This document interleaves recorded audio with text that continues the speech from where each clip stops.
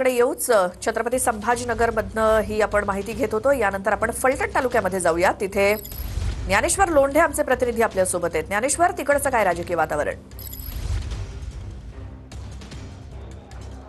निश्चितच श्रोता, आपण जर बघितलं तर मी आता छत्रपती संभाजीनगरच्या पैठण मतमोजणी केंद्रावर आहे आणि अगदी 10 वाजता जे आहे ते या ठिकाणी मतमोजणीला सुरुवात होणार आहे आणि निवडणूक विभागाच्या वतीने जे आहे ते अशा पद्धतीनं जय्यत तयारी या ठिकाणी करण्यात आली आहे। आपण या ठिकाणी बघतोय हे टप्पाल मतमोजणीचं जे आहे ते हे टेबल आहे आणि इतर 1 ते 18 असे जे आहे ते ईव्हीएम मशीनचे टेबल तयार करण्यात आले आहेत। मात्र आपण जर पैठणचं बघितलं तर पैठणमधून जे आहे ते खासदार संदीपान भुमरे यांचे पुतणे आणि आमदार विलास भुमरे यांचे भाऊ जे आहे ते थेट जिल्हा परिषदच्या रिंगणात आहेत। त्यामुळे जे आहे ते पाचोड मतदारसंघासाठी ही रंगत पाहायला मिळणार आहे। त्यामुळे जे आहे ते पैठणपुरता विचार केला तर खासदार आणि आमदारांची प्रतिष्ठा पाहायला लागली आहे। खरं तर ते सत्ताधारी आमदार आहेत आणि 10 वाजता जे आहे ते या सगळ्या मतमोजणीला सुरुवात होईल आणि साधारणपणे 11:30 नंतर काही निकाल हाती येतील आणि सायंकाळी 6:30 पर्यंत जे आहे ते हे सगळं चित्र क्लिअर होणार आहे। मात्र तत्पूर्वी जे आहे ते निवडणूक आयोगाचे कर्मचारी अधिकारी असतील या ठिकाणी जे आहे ते या मतमोजणीची जय्यत तयारी करताना आपल्याला पाहायला मिळते। छत्रपती संभाजीनगर जिल्ह्यातील 63 जिल्हा परिषद गट आणि 126 पंचायत समिती गणासाठी आज जे आहे ती मतमोजणी पार पडताना आपल्याला पाहायला मिळते।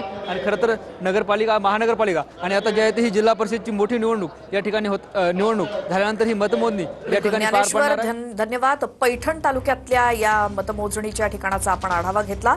10 वाजल्यापासून मतमोजणीला सुरुवात होईल। आता रत्नागिरी जिल्हा परिषद आणि 9 पंचायत समित्यांच्या निवडणुकांसाठी आज मतमोजणी होतीये। जिल्ह्यामध्ये 9 ठिकाणी मतमोजणी केंद्र आहेत, 20 टेबल्स आहेत आणि 19 फेऱ्यांमध्ये एकूण मतमोजणी ही रत्नागिरी जिल्ह्यामध्ये होणार आहे। याचा आढावा घेतला आमच्या प्रतिनिधीनं, बघूयात। रत्नागिरी जिल्हा परिषद आणि 9 पंचायत समितींसाठी झालेल्या चुरशीच्या मतदानानंतर आता बहुमताचा कौल कोणाचा या संदर्भातला फैसला हा थोड्याच वेळात या ठिकाणी होणार आहे। थोड्याच वेळात जिल्हा परिषद आणि पंचायत समितीसाठीची मतमोजणी जी आहे ती या ठिकाणी सुरू होणार आहे। जिल्हा परिषद युती आपला गड कायम राखणार की विरोधी पक्ष सत्तेचे गणित सोडवण्यात जो यशस्वी होणार याची उत्सुकता लागून राहिलेली पाहायला मिळते आहे।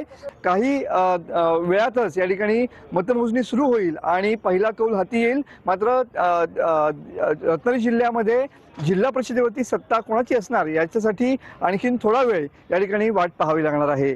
कॅमेरामन समीत गजनेसह मनोज देले, TV9 मराठी, रत्नागिरी।